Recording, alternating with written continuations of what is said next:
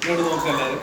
എല്ലാ മണ്ണും വെള്ളം സംഭരിച്ചു വെച്ചിരിക്കുന്നത് ഒരേ അളവിലാണോ അല്ലയോ എന്ന് അറിയുന്നതിനുള്ള ഒരു പരീക്ഷണമാണ് നമ്മൾ ചെയ്യാൻ പോകുന്നത്. അപ്പോൾ ആദ്യം ചെയ്യാനുള്ളത് 3 ചിരട്ട എടുക്കുക. അടിയിൽ ദൂരമുള്ള 3 ചിരട്ട എടുക്കുക.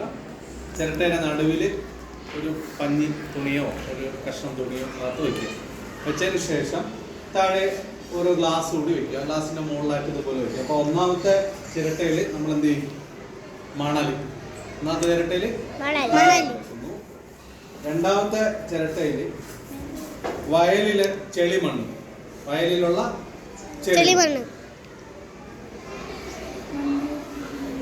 മൂന്നാമത്തെ ചിരട്ടയിൽ മേൽമണ്ണ്. ഇനി നമ്മൾ ഇത് 3 വെള്ളം തുല്യമായിട്ടുള്ള അളവിൽ ഒഴിച്ചു കൊടുക്കാൻ പോവുകയാണ്. അപ്പൊ ഈ കപ്പിലാണ് ഞാൻ വെള്ളം എടുത്തത്. ഇത് നമ്മൾ ഒഴിക്കുകയാണ്. ഒന്നാമത്തെ ചട്ടിയിൽ ഒഴിച്ചു,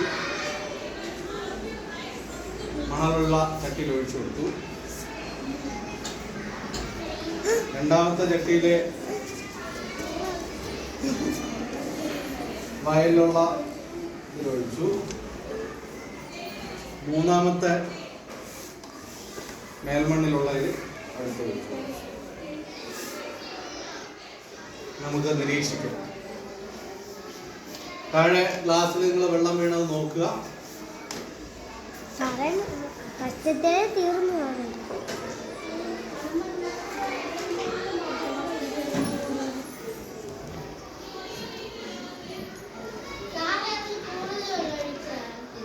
ഇല്ല, എല്ലാത്തിലും ഒരേ ആളാവില്ല. ഇന്ന് കണ്ടതല്ലേ,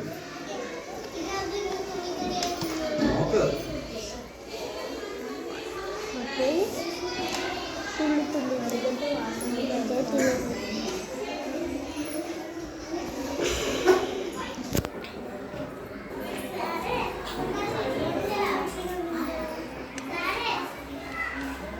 അപ്പൊ ഇതിൽ ഏറ്റവും കൂടുതൽ വെള്ളം ഉള്ളത് ഏതിലാണ്?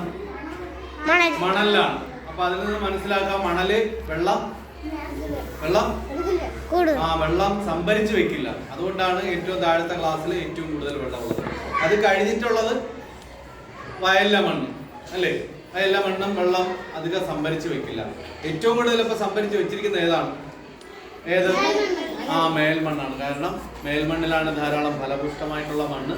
അതുകൊണ്ട് തന്നെയാണ് നമ്മൾ ഈ മണ്ണ് ഉപയോഗിച്ചാണ് കൃഷിയൊക്കെ ചെയ്യുന്നതിന് ആവശ്യമായിട്ടുള്ള മണ്ണെന്ന് പറയുന്നത് മേൽമണ്ണാണ്. അപ്പൊ അതുകൊണ്ടാണ് ഇതിൽ മറ്റു ക്ലാസ്സുകളെ അപേക്ഷിച്ച് വെള്ളം കുറവാണ് അല്ലേ? അപ്പൊ അത്രയും വെള്ളം ആ മണ്ണ് പിടിച്ചെടുക്കുകയാണ്, സംഭരിച്ച് വെച്ചിരിക്കുകയാണ്.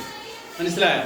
ഇത് തെളിയിക്കുന്നതിനുള്ള പരീക്ഷണമാണ്. അപ്പൊ നിങ്ങൾ വീട്ടിൽ പോയിട്ട് ഇതുപോലെയൊക്കെ ഒന്ന് ചെയ്ത് നോക്കുക കേട്ടോ. ശരി ശരി. അത് നനഞ്ഞ് ഇപ്പൊ വന്നതുകൊണ്ടാണ്, മറ്റേത് നല്ല ഡ്രൈ ആയതുകൊണ്ടാണ്.